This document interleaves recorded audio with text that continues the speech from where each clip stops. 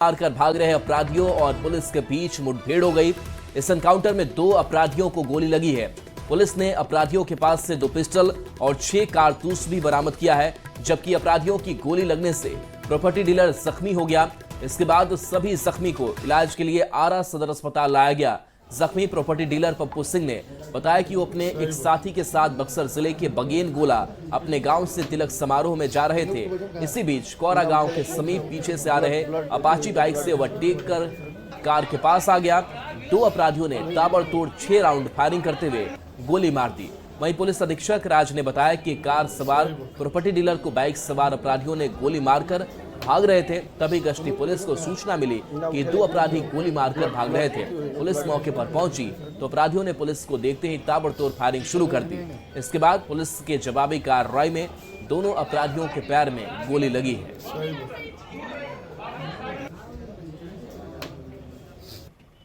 ये दोनों जो है कि गाड़ी को लगाने के क्रम में पप्पू सिंह से विवाद होता है और विवाद के क्रम में ये दोनों अपराधियों के द्वारा पप्पू सिंह पर गोली चलाई जाती है, जो कि उनके पैर में लगता है और उनकी स्थिति अभी सही है। फिर ये जो गोली मारकर ये जब भागने का प्रयास करते हैं तभी पुलिस को सूचना मिलती है। पुलिस की गश्ती गाड़ी और SHO की टीम आसपास ही थी, तो वहाँ पर तुरंत जो है इनको अपराधियों को जो है पकड़ने का प्रयास किया।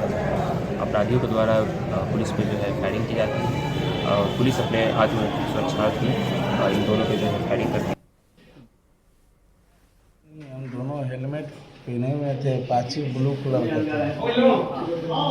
गाड़ी से हम जा रहे थे तिलक, गाँव कहीं तिलक था, तो गाड़ी हम लोग बैक करके जा रहे थे तो एकदम ओवरटेक किया हुए। तो हम लोग बोले कि मरना है क्या, तुम लोग देख के नहीं चला सकते हो। तो वे धमकी दिया, बोला कि आओ तुमको बताते हैं। तो हम लोग बोले कि आते हैं, गए और धनाधन फायरिंग चालू कर दिया। पटना के बेउर इलाके में अपराधियों ने युवक की गोली मारकर हत्या कर दी। हत्या के बाद परिजनों ने NH 30 को जाम कर प्रदर्शन किया है। प्रदर्शन के कारण NH 30 करीब 1 घंटे तक जाम रहा, जिससे लोगों को काफी परेशानी हुई। पुलिस ने परिजनों को अपराधियों को जल्द से जल्द गिरफ्तार करने का भरोसा दिया है। तो पटना से आपको ये बड़ी खबर बता रहे हैं, जहां NH 30 को लोगों ने जाम कर दिया है। बताया जा रहा है कि बेउर इलाके में अपराधियों ने एक युवक की गोली मारकर हत्या कर दी थी और इसी हत्या के आक्रोश में जो युवक के परिजन हैं वो NH 30 पर पहुंचे और उन्होंने जाम कर प्रदर्शन किया है, जिससे कि यातायात काफी देर तक बाधित रही। 1 घंटे तक यातायात बाधित रही, यात्रियों को काफी ज्यादा परेशानी हुई। लेकिन देखिए, बेखौफ अपराधियों का तांडव एक बार फिर से बिहार में देखने को मिल रहा है, जहां दिन दहाड़े युवक की हत्या कर दी जाती है और इसी हत्या से गुस्साए परिजनों ने NH 30 को जाम किया है।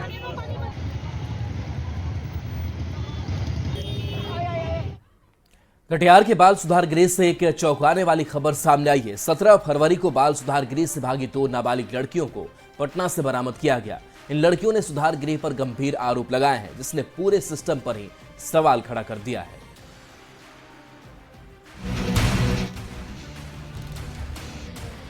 ये है कटिहार का बाल सुधार गृह। इस 4 दीवारी के पीछे उन बच्चों को रखा जाता है जिन पर आपराधिक आरोप हैं या उन्हें किसी जुर्म में दोषी पाया गया है। उनके आचरण को सुधारने के लिए उन्हें यहाँ रखा जाता है। इस पर चाक चौबंद व्यवस्थाओं के बीच इन ऊंची 4 दीवारियों के पीछे क्या हो रहा है, इस पर सवाल खड़े होने लगे हैं। इसी बाल गृह से भागी 2 नाबालिग लड़कियों ने आरोप लगाया कि बाल गृह में उनके साथ बदसलूकी होती थी, उन्हें नशीली दवाएं खिलाई जाती थी। हम लोगों को वहाँ पर कोई दवा खिला दिया जाता था, हम लोगों को पेट में दर्द होता था, पूरा बॉडी पेन होने लगता था, सुबह खाना ठीक से नहीं मिलता था। ये सब जो बोला गया, हम बोले कि ये तो ऐसा, इसलिए हम लोग यहाँ से भाग करके पटना चले गए। तो सुना आपने, जिस बाल सुधार गृह में आचरण सुधारने के लिए नाबालिग बच्चियों को भेजा जाता है, वहाँ उनके साथ ऐसा दुराचार हो रहा है। इन लड़कियों का आरोप है कि बाल सुधार गृह में उनके साथ बदसलूकी हुई। रात को इन्हें नशीली दवाएं दी जाती थी, दिन में उठने पर शरीर में दर्द रहता था। प्रताड़ना का खौफ इस कदर है कि बच्चियां किसी दूसरे बाल सुधार गृह में जाने को तैयार हैं, पर कटिहार किसी सूरत में नहीं जाना चाहती। बच्चियां रो बिलख बिलख के बोल रही है कि कहीं और भेज दीजिए, लेकिन हम वहाँ नहीं जाएंगे। तो बहुत डरी हुई है, बहुत सहमी हुई है।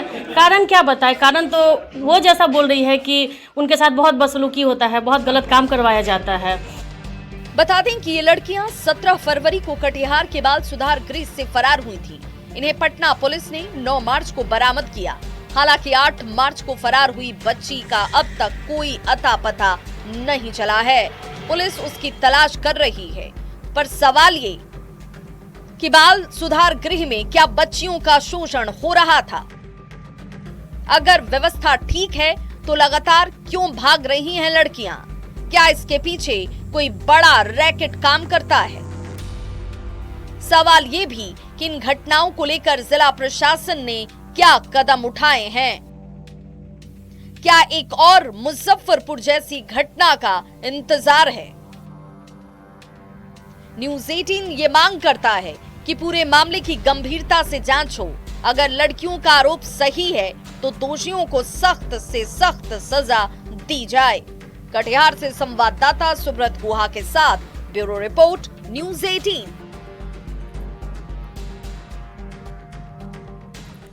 गुजरात के गांधीनगर में शाश्वत मिथिला महोत्सव का आयोजन किया गया। केंद्रीय गृह मंत्री अमित शाह ने यहां बिहार में माता सीता का मंदिर बनाने का वादा किया। अमित शाह ने कहा कि मिथिला ज्ञान, अनुष्ठान और अनुसंधान की भूमि है।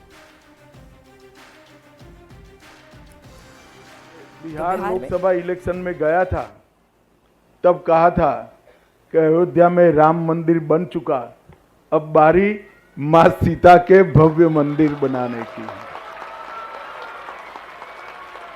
और आज मैं मिथिलांचल वासियों के कार्यक्रम में कहकर जाता हूं कि आने वाले समय में एक भव्य मंदिर जो दुनिया भर की मातृशक्ति को संदेश देगा कि जीवन कैसा होना चाहिए, जीवन हर तरीके से आदर्श होना चाहिए, इसका संदेश देने का काम मां जानकी का ये मंदिर करेगा। और ये मंदिर निश्चित रूप से हम मनाएंगे।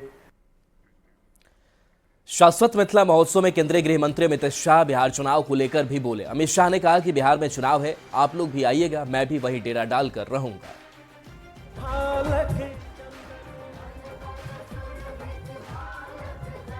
चुनाव है, आप सभी वहां आइएगा, मैं भी डेरा डालकर वहीं रहने वाला हूं, वहीं पर मिलेंगे।